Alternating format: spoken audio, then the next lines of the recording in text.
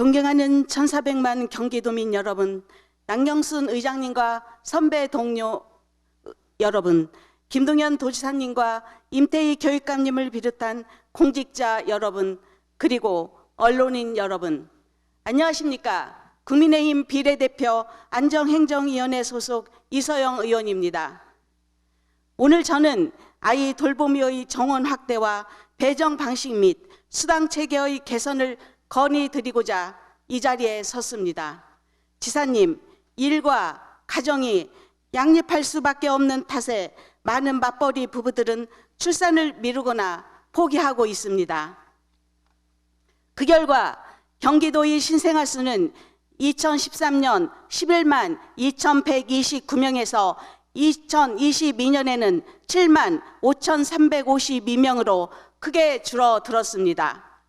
이에 정부와 지자체는 아이의 복지 증진과 보호자의 일과 가정의 양립을 통한 삶의 질 향상을 위해 아이 돌봄 지원 사업을 시행해 오고 있습니다.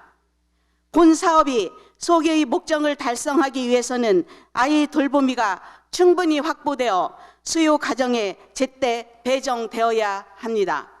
이에 그간 정부와 지자체는 신생아 수의 감소에도 불구하고 아이 돌보미의 수를 늘려왔습니다.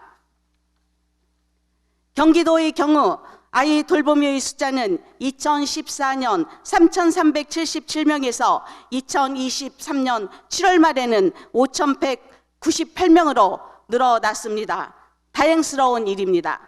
그러나 지사님, 아이 돌보미의 연계율은 시군별로 격차가 심각하고 가장 낮은 기초단체는 연계율이 54%에 불과한 곳도 있습니다.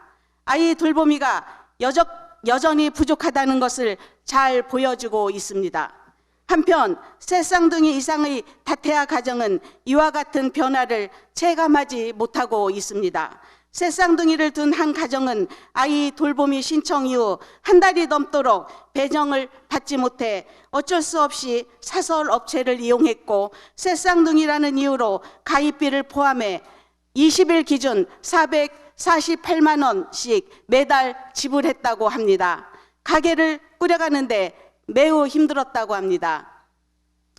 다태아 가정에 제때 아이 돌보미가 연결되지 못하는 것은 불합리한 배정 방식과 획일적인 수당 체계가 만들어낸 결과입니다.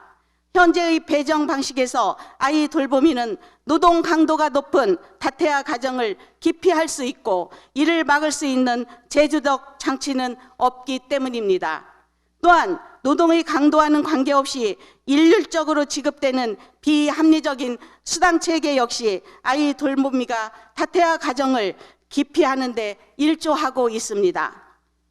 지사님께서 아이 돌봄이라면, 그리고 동일한 수당을 받으신다면 아이가 하나인 가정과 세 쌍둥이가 있는 가정 중 어느 가정을 선택하시겠습니까?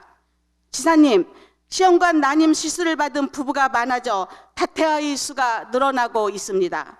이 같은 상황을 반영해 본 의원은 다태아 가정에 추가적인 지원을 할 수 있도록 경기도 모자보건조례 개정안을 통과시킨 바 있습니다. 그러나 경기도가 새롭게 내놓은 대책은 없습니다. 무엇을 하셨습니까?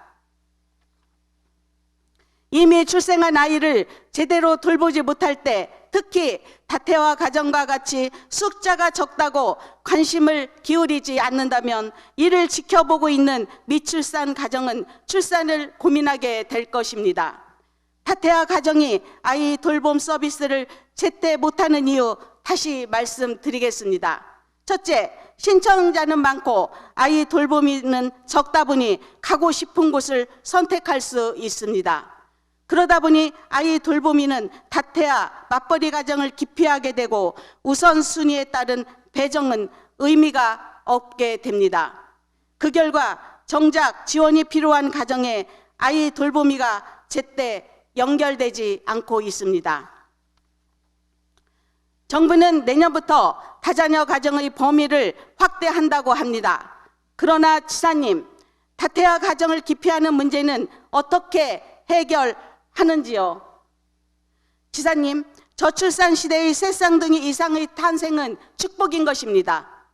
그러나 이 순간에도 제때 지원을 받지 못해 휴식 시간도 수면 시간도 없이 아이를 돌보고 있는 가정에 마냥 기다리라고 하실 것인지요? 애타게 돌봄 서비스를 기다리고 있는 다태아의 해결책을 있으신지요? 지사님께서는 다태아 가정이 얼마나 있는지 파악하셔서 이들의 불편함을 있으십니다. 더 이상 이 문제를 방치해서는 안 됩니다. 지사님과 경기도가 할 수 있는 것은 우선 시행하시고 필요하면 국회와 정부의 제도 개선을 건의해 주시기를 당부드립니다. 저희 발언을 마치겠습니다. 경청해 주셔서 감사합니다.